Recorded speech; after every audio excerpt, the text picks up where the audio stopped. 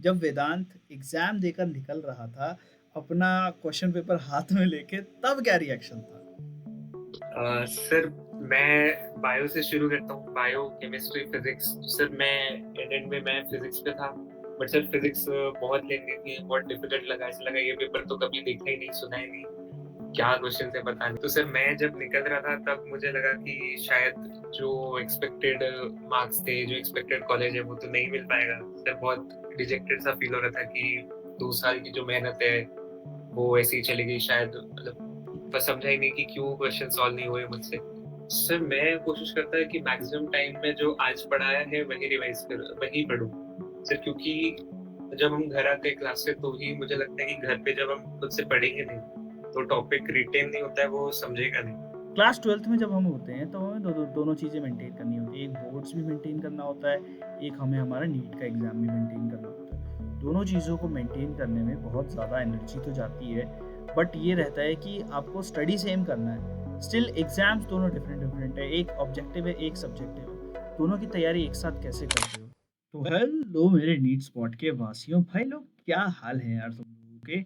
अभी नीट 2025 का रिजल्ट आए हुए ज़्यादा टाइम भी नहीं हुआ, बट बहुत सारे टॉपर्स का हम लोग आप लोगों के लिए इंटरव्यू लेकर आ रहे हैं, ताकि आप लोग सीख सकें कि जो चीज़ें उन लोगों ने करी वो आप लोगों को करनी है, जो गलतियां उन लोगों ने करी वो दोहरानी नहीं है।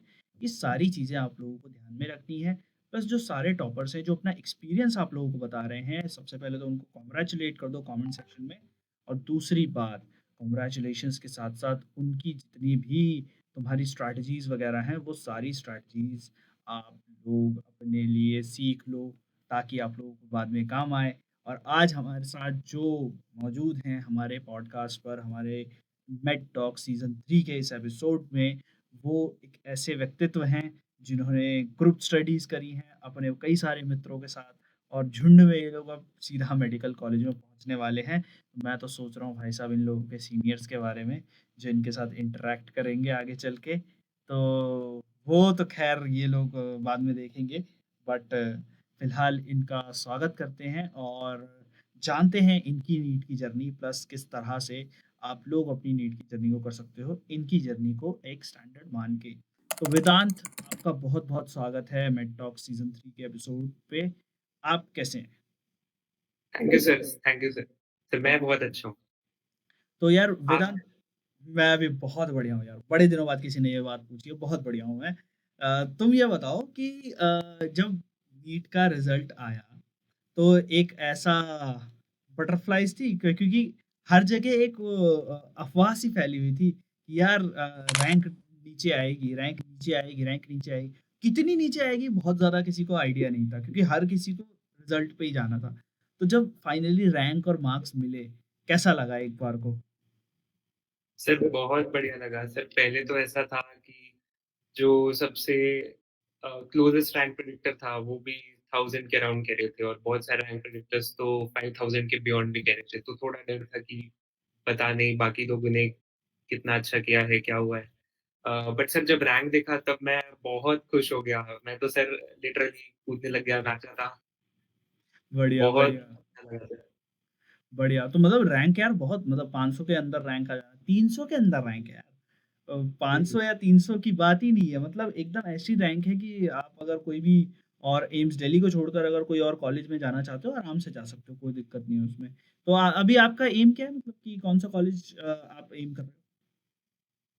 सर अभी एग्ज़ैक्ट क्लियर नहीं है बट दिल्ली के कॉलेजेस हैं वो मैं ट्राई करूँगा और कोई एम्स ट्राई करूँगा, वो भी कोई क्लियर होना एम्स या कोई दिल्ली का कॉलेज जैसे है। वीएमएमसी या मौलाना आज़ाद या कुछ ऐसे वाले कॉलेजेस, है ना? या डेफिनिटली। सही है, सही है। तो जब तुम दिल्ली आओगे तो फिर तुमको पॉडकास्ट स्टूडियो में बुला के बढ़िया से एक और पॉडकास्ट रिकॉर्ड करेंगे। तो अभी फ़िलहाल मुझे ये बताओ यार, बैक इन 2023 जब हुँ, तुमने हुँ। क्लास 10th करी थी हुँ, हुँ। और फाइनली जब रिज़ल्ट आया, सारी चीज़ें आई, जब पता लग गया कि भई अब डॉक्टर ही बनना है, नीट की तैयारी ही करनी है। सबसे पहले तो मुझे ये बताओ, डॉक्टर बनने का सोचा कैसे? ये नेक्स्ट क्वेश्चन को शिफ्ट करूँगा। डॉक्टर बनने का कैसे सोचा? सर एक्चुअली मेरे दोनों ही पेरेंट्स डॉक्टर्स हैं, तो जब मैं उन्हें देखता हूँ काम करते हुए, जब मैं देखता हूँ कि पेशेंट्स उन्हें कितनी रिस्पेक्ट करते हैं, सोसाइटी कितनी उनकी कदर करती है, तो सर मैं खुद इंस्पायर हुआ कि हाँ, मुझे भी इस तरह की पोज़ीशन और इस तरह की रिस्पेक्ट चाहिए, जो मैं मानता हूँ सर पैसे दे के नहीं खरीदी जा सकती बिल्कुल नहीं खरीदी जा सकती। पोज़ीशन है। सही बात है। तो वो रिस्पेक्ट और वो ओहदे के लिए और वो हेल्प ऑफ पीपल के लिए, हाँ वो जी। सोशल वर्क के लिए तुमने मेडिकल फील्ड को चुना। हुँ, अब ये हुँ। बताओ कि जब तुम क्लास 10 से 11th में आए, तब एक स्टडी में ट्रांज़िशन सा आता है। उसमें क्या होता है कि जिन चीज़ों में अब तक हम थ्योरी पढ़ रहे थे, जिन चीज़ों में अब तक हम आंसर्स लिख रहे थे, अब उन्हें अब उनमें न्यूमेरिकल सॉल्व करने हैं। उनमें मतलब कि डिफरेंट-डिफरेंट तरह के कॉन्सेप्ट्स पढ़ने हैं। यूनिटरी मेथड तो अब हर चीज़ में ही लग रहा है, केमिस्ट्री में हुँ, हुँ। देखा जाए तो। तो ऐसी सिचुएशन में जब पहली बार आप 11th क्लास में आते हो, तो वो जो ट्रांज़िशन 10th टू 11th का होता है, वो कैसा था तुम्हारे लिए? सर वो ट्रांज़िशन फ़ेज़ मैं मानता हूँ शायद सबके लिए बहुत डिफ़िकल्ट था क्योंकि 10th में सर सिलेबस कुछ भी नहीं रहता है अगर हम 11th से कंपेयर करें तो। सर हुँ, 11th के कुछ एक-एक चैप्टर सर पूरे 10th की केमिस्ट्री से ज़्यादा हो जाएगा। जैसे कि केमिकल बॉन्डिंग वाला चैप्टर है सर बहुत लेंथी है। हुँ, सर वहाँ पे मेरा मानना ये है कि वहाँ पे 11th में शुरू से ही अगर हम फ़ोकस्ड रहें, शुरू से ही अगर हम अपने स्टडी आवर्स बढ़ा के चलें, शुरू से ही अगर हम फ़ोकस से पढ़ें तो 10th टू 11th वाले ब्रिज को आराम से पार किया जा सकता है। तो यार 10th टू 11th का ट्रांज़िशन तो होता है खतरनाक। हुँ, हुँ। उसमें बच्चे बहुत ज़्यादा अपने गोल्स के तरफ भटकने की बजाय अपना पेस बना रहे होते हैं। तो धीरे-धीरे करके जब पेस बन जाता है, आप एक मोमेंटम में आ जाते हो, उसके बाद जब पढ़ाई लिटरली स्टार्ट होती है, तब स्टडी आवर्स कैसे बढ़ते हैं और आपने कैसे धीरे-धीरे करके अपने स्टडी आवर्स को बढ़ाया? सर शुरू-शुरू में तो कुछ भी नहीं रहता है, 2-3 घंटे से लोग शुरू करते हैं क्योंकि जस्ट 10th हुआ रहता है। देन सर धीरे-धीरे जैसे-जैसे लोड बढ़ता है तो फिर कहीं न कहीं मैंने इस बात को एक्नॉलेज किया कि हाँ, अब इतने से काम नहीं बन रहा, अब मार्क्स डाउन होने शुरू हो रहे हैं। तो सर तब मैंने डिसाइड किया कि अब मैं डेली अब मैं month by month half an hour या 1 आवर बढ़ाते जाऊँगा जैसी भी रिक्वायरमेंट है। एंड सर एक टाइम पे आके मैंने कांस्टेंट कर दिया था कि जैसे मैं क्लासेस के अलावा डेली 6 टू 7 आवर्स पढ़ रहा था, वो मैंने पकड़ा और मैं लास्ट तक उतना पढ़ा अपार्ट फ्रॉम क्लासेस। बढ़िया, मतलब सेल्फ स्टडी 6 टू 7 आवर्स की, बाकी जो हाँ जी, क्लासेस वगैरह में चल रहा है, वो चल ही रहा है। हाँ, वो बढ़िया। चल तो यार सेल्फ स्टडी का एक बार अपना टाइम टेबल बता सकते हो कि कैसे-कैसे सेल्फ स्टडी करते थे? सर सबसे पहले तो मैं क्लासेस से आ जाता था। दिन में मेरी क्लासेस होती थी, फिर मैं जब आ गया तो आराम से खाना-वाना खाया, रेस्ट किया, फिर लगभग 2 ढाई बजे मैंने पढ़ना शुरू कर दिया। आफ्टरनून में मुझे नींद आती थी, तो मैं प्रेफ़र करता था कि मैं फिज़िक्स पढूँ, कुछ सॉल्व करूँ। तो नोट्स देख लेता था, नोट्स में सर ने जो क्वेश्चन्स कराए वो देखता था, फिर मेरी मॉड्यूल्स की इलस्ट्रेशंस और होमवर्क वो सॉल्व कर लेता था। एंड देन अगर मुझे बोर होता था तो मैं सब्जेक्ट स्विच कर देता था कि थोड़ा बचा फिज़िक्स बाद में, जैसे केमिस्ट्री कर लिया एंड देन रात में मोस्टली बायोलॉजी क्योंकि रात में मुझे थोड़ा-सा बायोलॉजी का मैं उसमें जमता था। बढ़िया, बढ़िया, बढ़िया। अच्छा क्लास के जो टॉपिक्स होते थे, उनको रिविज़न में कितना टाइम देते थे? मतलब कि क्लास का जो रिविज़न होता था? सर मैं कोशिश करता है कि मैक्सिमम टाइम में जो आज पढ़ाया है वही पढूँ।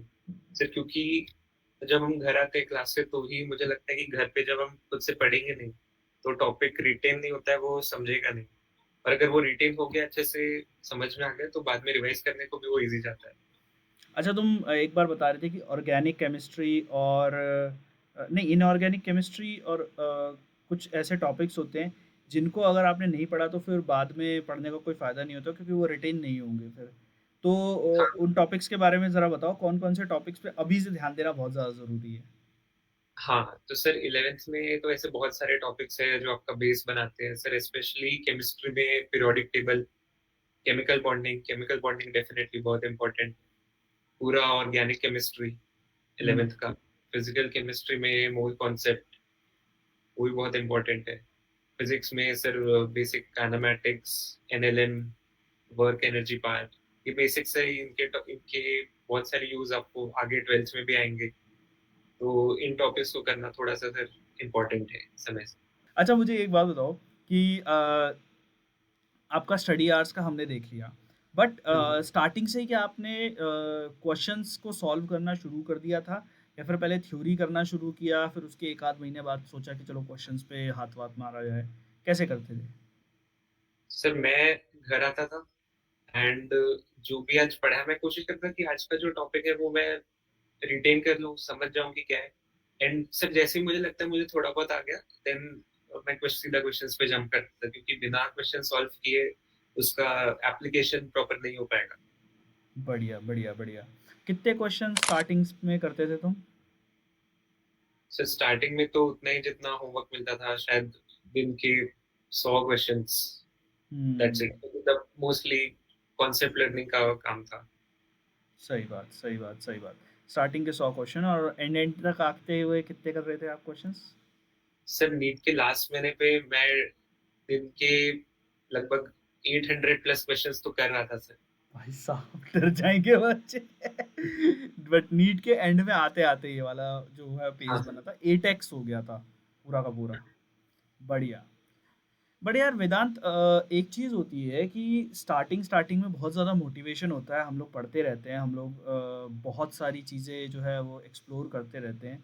बट कई बार ऐसा होता है या तो हम कभी किसी एक सब्जेक्ट की मोहमाया में बहुत ज़्यादा बह जाते हैं और उसको ज़्यादा पढ़ने लगते हैं या फिर कभी ऐसा होता है कोई सब्जेक्ट होता है बहुत ज़्यादा फ्रस्ट्रेटिंग हो जाता है हमारे लिए कि यार ये समझ ही नहीं आ रहा है और फिर उससे फ्रस्ट्रेट होकर हम पूरी पढ़ाई का थोड़ा सा नुकसान करने लगते हैं। तो कोई ऐसा फ़ेज़ आया आपकी लाइफ़ में या आपकी नीट प्रिपरेशन के टाइम पे जहाँ पे आपने या तो फ्रस्ट्रेट हो गए हो या फिर बहुत ज़्यादा डिपेंडेंट हो गए हो एक ही सब्जेक्ट पे बहुत ज़्यादा ओवरवेल्म हो गए हो एक सब्जेक्ट से? हाँ सर, वैसा होता है। सर जैसे कि अगर देखा जाए तो फिज़िक्स बहुत लोगों को डिफ़िकल्ट लगता है। सर एक पॉइंट पे मुझे लगा कि शायद फिज़िक्स मेरे दिमाग के लिए बना ही नहीं है ऐसा कुछ। बट सर वो कॉम्पेंसेट होता है उस पर्टिकुलर सब्जेक्ट में ज़्यादा टाइम देके उसपे ज़्यादा एफर्ट मार के। कभी-कभी सर हम जैसे बायोलॉजी या केमिस्ट्री पे ज़्यादा अटैच हो जाते हैं। हुँ, तो सर उसके लिए क्या होता था सर जो टेस्ट होते थे रेगुलर, उसमें मैं एनालिसिस देखता था। तो सर वो इम्पोर्टेंट है कि जैसे अगर मुझे पता है कि मैं कंसिस्टेंटली पिछले 4 टेस्ट से फिज़िक्स में बहुत कम ला रहा हूँ उधर, मैं फिज़िक्स सॉर्ट आउट करूँगा। अगर मुझे बाद में ऐसा है कि अब सडनली ऑर्गेनिक केमिस्ट्री है, मेरा उतना इंटरेस्ट अगर नहीं है, तो मुझे वो ध्यान देना पड़ेगा कि मेरा ऑर्गेनिक केमिस्ट्री वीक है, मुझे वहाँ पे ज़्यादा टाइम देना है। Sir basically testing and test के एनालिसिस से ये क्लियर हो जाना चाहिए, क्या वीक है और कहाँ हमें और टाइम देना चाहिए। बढ़िया, बढ़िया, बढ़िया, बढ़िया। तो बेसिकली आपने एक स्ट्रैटेजी बना ली थी कि कहीं भी अगर आपका वो वाला ज़ोन आता है कि भई ओवरवेल्म हो रहे हैं या फिर किसी चीज़ से बहुत ज़्यादा परेशान हो रहे हैं, तो उसका सॉल्यूशन निकाल लिया था आपने कहीं न कहीं पे। हाँ, बढ़िया। अच्छा आपका एक पीयर ग्रुप है, जिसके साथ आप स्टडी किया करते थे, हाँ। जिसमें उमैद भी हैं, मैं नाशिद, नाशिद, मल्हार, मल्हान, पंचम, आदित्य सावले वो भी। तो ये सारे लोग हैं, ये 4, 5, 6, 7 जितने भी लोग हैं, ये सब लोग हैं। तो हुँ, ये सारे के सारे लोग जब एक साथ जब पढ़ने बैठते थे, तो माहौल कैसा होता था? क्या कॉम्पिटिटिव माहौल होता था या सपोर्टिव माहौल होता था? कैसा माहौल होता था उस समय? सर माहौल बहुत ही सपोर्टिव रहता था। सर कॉम्पिटिटिव तो नहीं, सर हम जब पढ़ने बैठते थे तो किसी का शेड्यूल अलग था, किसी का शेड्यूल कोई केमिस्ट्री पढ़ रहा था, कोई बायोलॉजी पढ़ता है। सर वो काफ़ी अ, अच्छा एनवायरनमेंट हो जाता है। सर कोई बात नहीं करता है, काफ़ी शांत और अगर मुझे पता है मुझे कोई भी डाउट है तो सडनली वहीं के वहीं दोस्त से पूछ के क्लियर हो गया, वहीं के वहीं सॉर्ट आउट हो गया। तो सर ऐसे एक दूसरे को हम हेल्प करते थे और मुझे लगता है सर हमारे पीयर ग्रुप के होने का ही एक बहुत बड़ा रीज़न है कि हम लोग की इतनी अच्छी रैंक्स है। बहुत बढ़िया, बहुत बढ़िया। तो पीयर ग्रुप का अगर किसी स्टूडेंट को चुनना हो कि भई यार पीयर ग्रुप के साथ स्टडी करें या फिर अकेले स्टडी करें, तो कैसे डिसाइड करें?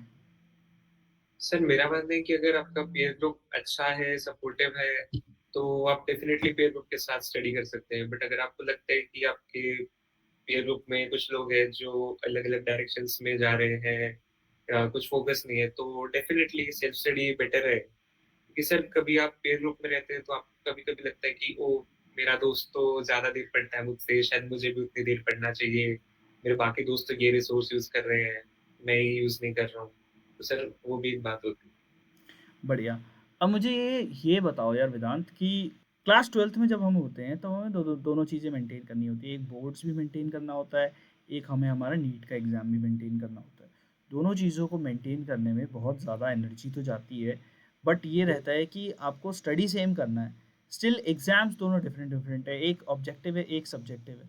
दोनों की तैयारी एक साथ कैसे करते हो? सर सबसे पहले तो मैं मानता हूँ कि कभी भी नीट के प्रिपरेशन को ज़्यादा वैल्यू देनी चाहिए। मेरा मानना है कि बोर्ड्स आप एकदम लास्ट के 1 महीने पहले आप बोर्ड्स का पढ़ना शुरू करें, अदरवाइज़ तब तक आप नीट का ही पढ़ें।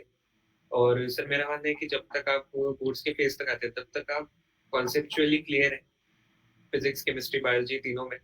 एंड जब आपका बोर्ड्स का टाइम आता है, तब मेरा मानना है आपको एक बार एनसीईआरटी रीडिंग और लगाना चाहिए एंड सैंपल पेपर सॉल्व करने चाहिए। उससे क्वेश्चन पैटर्न समझेगा, पेपर पैटर्न समझेगा एंड आपको कुछ मॉडल आंसर्स भी रेफर करने चाहिए कि क्या-क्या पॉइंट्स हम लिख सकते हैं। सर ये चीज़ें बढ़िया। मैंने की। बढ़िया, बढ़िया। तो आपने बेसिकली क्या किया कि जो नीट का मॉडल था, जो टेस्ट सीरीज़ वाला, उसको एक सॉफ्ट तरीके से अप्लाई किया अपने बोर्ड एग्ज़ाम्स पे कि वो क्या नाम है, जो क्वेश्चन पेपर्स हैं, उनको सॉल्व करना शुरू कर दिया था। बढ़िया, बढ़िया, बढ़िया। यार, एक थोड़ा वेग सा सवाल है, बट मैं पूछ ही लेता हूँ। जब आप एमसीक्यू सॉल्व करते हो, तो आपको सिस्टमैटिकली लिखना जो है, वो थोड़ा रहता है कि यार सिस्टमैटिकली कैसे लिखें। तो बोर्ड में तो आपको सिस्टमैटिकली आंसर पूरा लिखना होता है, और नीट में सिर्फ आंसर से मतलब होता है। तो उसको कैसे किया करते थे? तो उसके लिए अलग से कोई प्रैक्टिस होती थी, या यही मॉक टेस्ट सॉल्व कर करके आ गया था? सर उसके लिए मैं पहले मॉडल आंसर्स रेफर करता था कि उन्होंने क्या दिया है। जैसे वो पहले उसमें क्या करते थे कि जो भी गिवन है वो लिख लिया, फॉर्मूला लिख लिया एंड देन सॉल्व कर लिया। सर फिर यही चीज़ मैंने जो मैं खुद से सैंपल पेपर देता था उनमें अप्लाई की। सर मैं सबसे पहले मॉडल आंसर्स रेफर करता था और मैं देखता था कि उन्होंने क्या-क्या पॉइंट्स लिखे हैं, उन्होंने क्या-क्या चीज़ें दी हैं और फिर मैं कोशिश करता था कि मैं जो पेपर में आंसर लिख रहा हूँ, वो काफ़ी क्लोज़ली मैच हो। बढ़िया, बढ़िया, बढ़िया, बढ़िया। जब मैं तुम्हारे टाइम पे था ना, क्लास 12th के बोर्ड्स में, मैंने भी कॉपी पे जो क्वेश्चन पेपर आते थे, मॉडल मॉडल क्वेश्चन पेपर, वो सॉल्व किए हैं। बड़ा बड़ा बड़ा मज़ा आता था। बढ़िया। तो यार, क्लास 12th के बोर्ड्स जब ख़त्म होते हैं, तो एक बार को स्टूडेंट को लगता है यार बोर्ड्स ख़त्म हो गए, अब चलो रिलैक्स करते हैं। बट तुम्हारे लिए वो टाइम आया नीट में, जब हाँ। 4 हमारा मई जो था, 4 मई 2025 को नीट का एग्ज़ाम दिया, तो एक थोड़ा रिलैक्सेशन आया। बट वो रिलैक्सेशन से पहले मैं जानना चाहूँगा, जब वेदांत एग्ज़ाम देकर निकल रहा था, अपना क्वेश्चन पेपर हाथ में लेके, तब क्या रिएक्शन था? सर मैं बायो से शुरू करता हूँ, बायो, केमिस्ट्री, फिज़िक्स। तो सर मैं एंड में मैं फिज़िक्स पे था, बट सर फिज़िक्स बहुत लेंदी थी, बहुत डिफ़िकल्ट लगा, ऐसा लगा ये पेपर तो कभी देखा ही नहीं, सुना ही नहीं, क्या क्वेश्चन है पता नहीं। कौन तो सा सर सेट था? मैं जब सेट 48। 48। चलो बढ़िया। तो सर मैं जब निकल रहा था तब मुझे लगा कि शायद जो एक्सपेक्टेड मार्क्स थे, जो एक्सपेक्टेड कॉलेज है वो तो नहीं मिल पाएगा। सर बहुत डिजेक्टेड सा फील हो रहा था कि 2 साल की जो मेहनत है वो ऐसे ही चली गई शायद, मतलब बस समझा ही नहीं कि क्यों क्वेश्चन सॉल्व नहीं हुए मुझसे। हम्म। बट जब निकल के आए और आसपास का माहौल देखा, क्या माहौल दिख रहा था आसपास? मतलब मैंने तो रोते हुए बच्चे देखे थे। मैं लिटरली बता रहा हूँ, मैं गया था सेंटर पे, मैंने रोते हुए बच्चे देखे थे। तुमने क्या देखा उधर? सर मैंने तो आसपास देखा कि बहुत सारे बच्चे सब नॉर्मल ही थे सर। इसका कुछ समझ नहीं आता, कुछ थे, कुछ उदास थे, कुछ थे इन्हें फ़र्क ही नहीं पड़ता। तो सर कुछ कंक्लूड नहीं कर पाया। सोचा ये क्राउड तो हर एग्ज़ाम में होता है। यहाँ से क्या कंक्लूड कर सकता हूँ मैं? बढ़िया। बट घर आके जब अपने यार दोस्त, जो पीयर ग्रुप के बंदे थे, जब उनसे भी पूछा और सेम रिएक्शन निकला, तब ऐसे अंदर से दिल में एक बार आया, हाश मैं अकेला नहीं हूँ। ऐसा कुछ हाँ आया? सर। हाँ सर। सर लगा कि अगर पीयर ग्रुप का खराब हुआ है तो वो डेफिनेटली ऑल इंडिया में भी बाकी लोगों का भी खराब हुआ होगा। मतलब पेपर डेफिनेटली टफ था। तो सर ये कुछ था कि एटलीस्ट रैंक थोड़ा बेटर आएगा, कट ऑफ नीचे जाएगा। बट तब ये आइडिया नहीं था कि रैंक कितना अच्छा आएगा या कट ऑफ कितना नीचे जाएगा। तो सर तभी भी रिजल्ट तक थोड़ा डाउट था। बट धीरे धीरे ये पता लग रहा था कि 686 का जो बंदा है, वो होगा रैंक वन। मतलब जब ये पता लगा तो भाई लगा ही था कि भाई बहुत बढ़िया मार्क्स आ गए हैं। बट एक बात बताओ जी। मुझे, जो नीट 2024 का लेवल था और जो नीट 2025 का लेवल था, लेवल ऑफ एग्जाम क्या कौन से वाले पेपर जैसा होना चाहिए, क्योंकि बहुत ड्रास्टिकली चेंज हुआ है लेवल ऑफ एग्जाम, तो कैसा लेवल होना चाहिए तुम्हारे हिसाब से?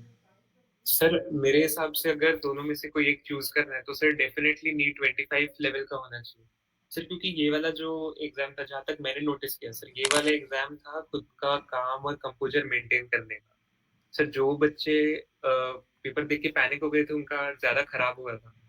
और इस एग्जाम में डेफिनेटली जिन्होंने थोड़ा एक्स्ट्रा प्रिपेयर किया था वो डेफिनेटली सर स्टैंड आउट कर रहे हैं।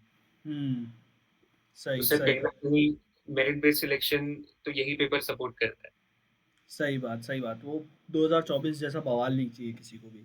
हाँ वो सर। 720 में 67 लोग, फिर उसके बाद भी 17 बच गए। सही बात। अच्छा हम्म। मुझे एक बात बताओ कि पेपर तो टफ आना चाहिए, बट 2026 के एस्पिरेंट्स के लिए तुम्हारे क्या सजेशंस होंगे? उन्हें कैसे प्रिपेयर करना चाहिए अभी के तौर से कि वो कोई भी लेवल का पेपर आए तो वो अटेम्प्ट कर लें? 26 एस्पिरेंट्स को मेरे हिसाब से हर सिचुएशन के लिए रेडी रहना चाहिए। Easy paper, moderate paper, tough paper, उन्हें हर तरह के पेपर्स प्रैक्टिस करने चाहिए, क्योंकि इजी पेपर का अप्रोच अलग होता है, डिफिकल्ट पेपर का अप्रोच अलग होता है। इजी पेपर में हम कभी क्वेश्चन छोड़ते नहीं है, हमें शायद रीचेकिंग को भी टाइम मिल जाए। बट टफ पेपर में हमें क्वेश्चन छोड़ने पड़ते हैं, हमें शायद पूरा पेपर अटेम्प्ट करने का भी टाइम न मिले। सो I would say her gradient के क्वेश्चंस, हर लेवल के क्वेश्चंस, हर टाइप के क्वेश्चंस, जिन टॉपिक से क्वेश्चंस दिखते भी नहीं है, हमें वो भी प्रैक्टिस करने चाहिए। और आई वुड सजेस्ट कि जेई मेंस के प्रीवियस ईयर क्वेश्चंस सॉल्व करने चाहिए, कि बढ़िया। पेपर से कहीं ना कहीं मुझे जेई मेंस इंस्पायर्ड लग रहा था नीट का। तुमने जेई मेंस भी दिया था? हाँ सर। दिया था, बढ़िया बढ़िया। तो जेई मेंस का जो लेवल होता है उसके लेवल का तुमने एग्ज़ाम जो है वो देखा अभी होते हुए? सही है। तो इस बीच में क्या किया जब 4 मई 2025 को तुमने एग्ज़ाम दिया, उसके बाद 14 जून 2025 को रिजल्ट आया, उस बीच में जो मई जून का टाइम था, जो 2 महीने की छुट्टियां पड़ी, उसमें क्या किया? सर ये टाइम मैंने लिया अपने माइंड और बॉडी को रिलैक्स करने के लिए। मैं ट्रिप पे गया, अपने फैमिली से मिला, फिर कहाँ पे? फ्रेंड्स के साथ बाहर गया। कहाँ पे गए ट्रिप पे? Sir Thailand. ठीक है, बढ़िया भाई, बहुत बढ़िया। बहुत बढ़िया। Bali? Thailand, Thailand, Bangkok. Bangkok. तो यार वेदांत, हम लोग थे अब इस चीज़ पे कि नीट का रिजल्ट के बीच में तुमने क्या किया। तो तुम गए थे एक बहुत ही धार्मिक जगह घूमने, हाँ हाँ। तो विद फ्रेंड्स और विद फैमिली? नहीं, फैमिली। विद फैमिली, चलो ठीक है। धार्मिक जगह, ठीक है। ओके। तो मुझे ये बताओ कि जब थोड़ा रिलैक्स हो गया, सारी चीज़ें थोड़ा दिमाग से निकल गईं, फिर उसके बाद रिजल्ट भी आया, तो रिजल्ट देख के कैसा लगा था जब फाइनली जब रैंक सामने थी? कैसा लगा था उस समय, और पेरेंट्स को कैसा लगा? सर मैंने जब रिजल्ट देखा तो सर वो साइट जब लोड हो रही थी तब मुझे लगा कि पता नहीं क्या होगा, क्या होगा, कहीं बहुत खराब रैंक ना आ जाए। एक एक तो वो टाइम बहुत ज़्यादा बढ़ता जाता है, बढ़ता हाँ जाता है, बढ़ता हाँ जाता है। सर। वो होता 2-3 सेकंड का ही है, बट वो इतना ज़्यादा लगता है कि भाई घंटा भर बीत गया है। सर फिर मैंने देखा, मैं ढूंढ रहा था कि वो ऑल इंडिया रैंक वाला सेक्शन का है, फिर मैंने देखा पक्का यही है ना, पक्का यही है ना। और कहीं तो नहीं दिखा। फिर देखा हाँ पक्का यही है, ऑल इंडिया रैंक 271 सर। फिर बहुत अनएक्सपेक्टेड था, मैं बहुत खुश हुआ सर। फिर मैं बढ़िया तो नाचने कूदने लग गया था। बढ़िया बढ़िया बढ़िया। तो वो मस्त पार्टी वार्टी करी फिर? हाँ सर, बड़ी। बढ़िया बढ़िया बढ़िया। अच्छा तो वेदांत, ये बताओ कि रिजल्ट आ गया, सारी चीज़ें हो गई, अब काउंसलिंग में कौन से कॉलेज एक्सपेक्ट कर रहे हो? सर काउंसलिंग में एक्सपेक्ट कर रहा हूँ दिल्ली का RML, hmm. UCMS and AIIMS. अब दिल्ली तो नहीं मिलेगा बट बाकी एम्स हैं ऑप्शंस में। बाकी एम्स जोधपुर हो सकता है, एम्स नागपुर हो सकता है, ये सब कॉलेजेस हो सकते हैं हाँ। कि मिल जाए। बढ़िया बढ़िया बढ़िया। तो एम्स या तो जाओगे या तो दिल्ली के कॉलेजेस। हो सकता है तुम्हें, हाँ। अगर हो सकता है तो वीएमएमसी भी हो सकता है मिल जाए। हम्म, हम्म। हो सकता है। ठीक है ठीक है ठीक है। ठीक है, तो यार जब दिल्ली आओगे तो तुमसे बहुत बढ़िया तरीके से बात करेंगे और मतलब आओगे तो मतलब तुम्हें खिलाएँगे-पिलाएँगे बढ़िया, हाँ सर। पार्टी वार्टी हाँ। करेंगे बढ़िया, हुँ, जब आओगे दिल्ली। बट तब तक के लिए तो अभी हम लोग ऑनलाइन ही बात करेंगे। हुँ, मुझे हुँ। एक फाइनल चीज़ ये बताओ कि एक स्टूडेंट के लिए डिसीजन जो होता है एमबीबीएस का, वो उसका अपना होना चाहिए, ये कितना इम्पोर्टेंट है या कितना इम्पोर्टेंट है कि पेरेंट्स जो है वो उसके लिए डिसीजन लें? सर मेरा मानना है कि ये डिसीज़न एमबीबीएस का पेरेंट्स और बच्चों दोनों ने कंसल्ट करके लेना चाहिए हमेशा, क्योंकि सर बहुत बार होते हैं कि पेरेंट्स या तो बच्चों को टोटली इग्नोर करते हैं, या फिर हुँ, कभी-कभी होता है कि हम हमें लगता है कि हम जेन ज़ी हैं, हम ज़्यादा वेल इन्फॉर्म्ड हैं, बट कभी-कभी पेरेंट्स का ओपिनियन भी सुन लेना चाहिए। इन द एंड एक बढ़िया-सा डिसीज़न दोनों ने मिलके ही लेना चाहिए। बढ़िया, बढ़िया, बढ़िया।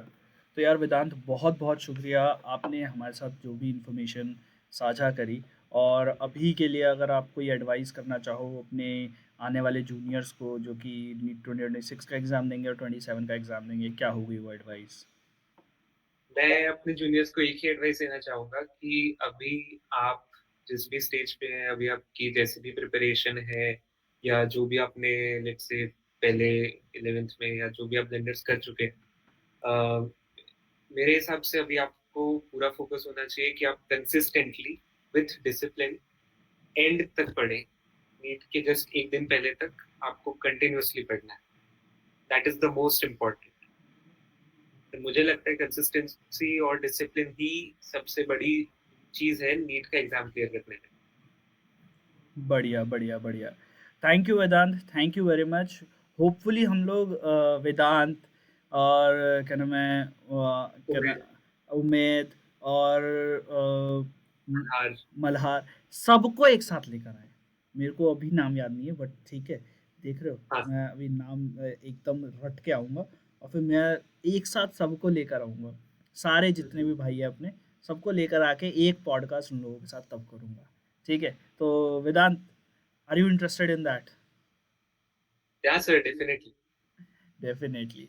तो तुम लोग भी कमेंट सेक्शन में बताओ यार तुम लोग इंटरेस्टेड हो कि नहीं हो और ऐसा पीयर ग्रुप अगर तुम्हें ढूंढना है तो खैर ये लोग तो अब पास आउट हो चुके हैं मतलब कि अब ये लोग तो कॉलेज में जा चुके हैं। तुम्हारे आसपास क्या रहेगा, क्या क्राइटेरिया रहेगा, वो सारी चीज़ें उस पॉडकास्ट में डिस्कस करेंगे। Thank you Vedant, thank you very much for joining and बहुत मज़ा, बहुत बहुत बधाई हो सबसे पहले तो और बहुत बहुत मज़ा आया तुम्हारे साथ बात करके। Thank you sir. Thank you sir.